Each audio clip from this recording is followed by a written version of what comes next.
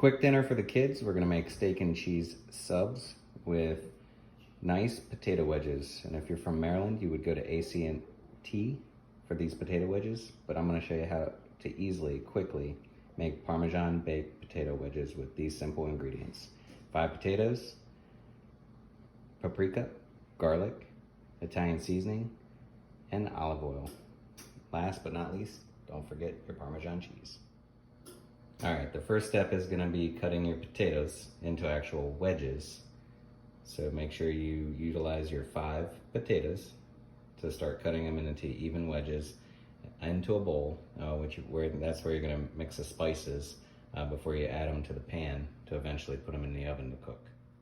All right, once you have all your potato wedges cut, you're gonna then add your oil. The oil is what's gonna hold your seasoning. When you dump the seasoning in the pan, it holds it to the wedges. And while you're doing this, so you don't have to wait, make sure your oven's set at 400 degrees and ready to go. So we're gonna mix that around a little bit. And then we're gonna add our Parmesan garlic cheese after we put the wedges onto the pan.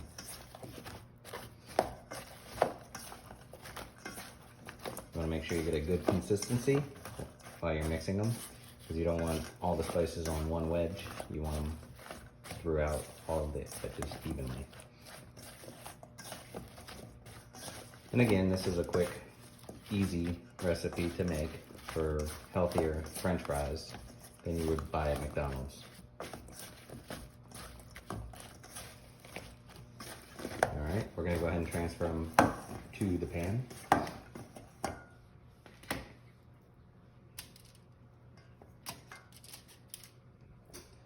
Don't be afraid to get your hands dirty. You can always wash them.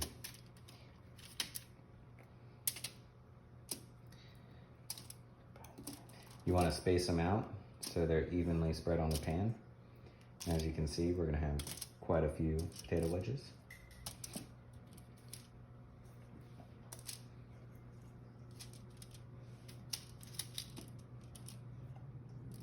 All right, now that we have them spaced evenly apart, remember, you got to space them apart so you can flip them halfway through. We're going to heat them at 400 degrees for about 40 minutes, but at the 20-minute mark, we're going to open it up and flip them over. So right now, we're going to go ahead and add our Parmesan cheese on top, and you just sprinkle it. You can use either the powdered or the shredded. We typically prefer the shredded just because of the texture. Now we're going to go ahead and add the potato wedges in the oven. Again, it's 40 minutes at 400 degrees. So while that's cooking, we're gonna go ahead and make our steak and cheese sub. And all right, so since we're gonna make sure we're timing this right, go ahead and put your sirloin beef for your sub onto the pan with oil. Make sure you put some cooking oil so it doesn't stick and burn while you turn it to about mid-level to high heat to get it cooking. Note that, again, we have 5 minutes before we flip the potato wedges. So we'll go ahead and get that cooking. It's about 1 pound of sirloin beef. We're gonna go ahead and let it heat up and start shredding it as it heats to get it golden brown on all sides. All right, now as you can see, it's heated up. Timer's gonna go off. That means we're halfway through on our potato wedges, so we can go ahead and flip them while that's starting to heat up and simmer on there to turn it golden brown. So we're gonna open the oven. They're simmering pretty good. Pull it out. Make sure you don't want to make a mess, so then go ahead and start flipping them. If you break them, it's okay. They're a little soft. But I'm going to go ahead and continue to flip them and then pop this back in. Okay, as you can see, they're all flipped. So we're going to pop it back in, close the oven, and we're going to set it for another 20 minutes.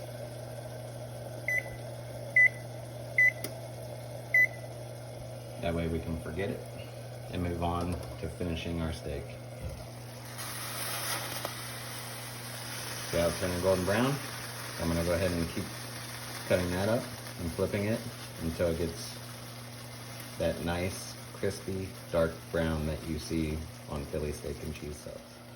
Now, as you do this, it's important to continue to flip, continue to stir, because as the moisture comes out of the meat, it'll get drier, and that's what cooks it to eventually turn the brown. You want to leave the lid popped open, or make sure you have a lid that allows the steam to come out, because you want the water to evaporate to continue to cook the meat. All right, as soon as it starts turning golden brown, that's when you want to add in your spices. So we have a salt and garlic chili spice going on. You can mix pretty much anything of your own to make it good. Salt and pepper minimum is right. As you can see, the meat's golden brown. I split it into 3 different batches because we're gonna do 3 different subs. Right now, I'm gonna put the bread in the oven face down to give it some texture or a little crispy crunch. And then I'm gonna add the cheese while this is going on to the meat. So we're gonna put that up. As you can see, the timer is at 8 minutes. And then I'm gonna go ahead and get the cheese, so hold tight. We have a cup of, and we use quesadilla cheese because it melts a little better, but I'm gonna put that in, and we're gonna give it a couple minutes. And we really like our cheese. You don't have to use as much. You can use less cheese if you choose. And we probably aren't gonna use all of this. We just filled a bowl. But we may put an additional cheese on our french fries to make it a cheesier french fry dish. So we'll let that bake into it. You can add a little more cheese as it goes into it, and I'll flip the meat around a little bit in those sections, and then we'll add it to the bread. All right, so now it's been a couple minutes, so you're gonna go ahead and pull out the bread. Flip it, and you got a nice crunch to it. Put it on there. And then I'm gonna go ahead and get the other bread. So we'll be right back to plate the meat. All right, so you can use mayo. We like to use chipotle mayo to give it a little flavor or spice. But you go ahead and add that to your bread, smooth it on. You can be generous or less generous depending on your palate.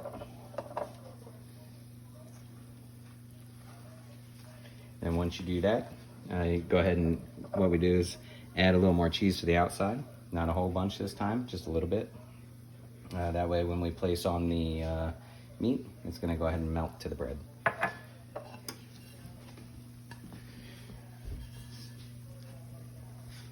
All right, and as you can see, the cheese also holds together the meat really well when you pick it up. See that? How it melted. Add that.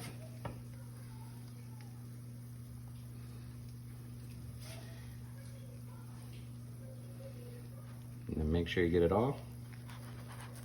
Close it. And then look at your timer. As you can see, we have about 3 minutes until the potatoes are done. So that'll give the rest of the cheese on here time to melt. All right, the buzzer just went off. So we're gonna go ahead and take out our nice golden potatoes and place them on top to cool down for about 5 minutes. Meanwhile, our cheesesteaks, or Philly cheesesteaks, whatever you want to call them, they are currently melting with the cheese. So in about 5 minutes, we'll go ahead and plate it and then enjoy. All right, and last but not least, your steak and cheese sandwich is done along with your homemade potato wedges. Now it's time to enjoy and like our page. Please share with others.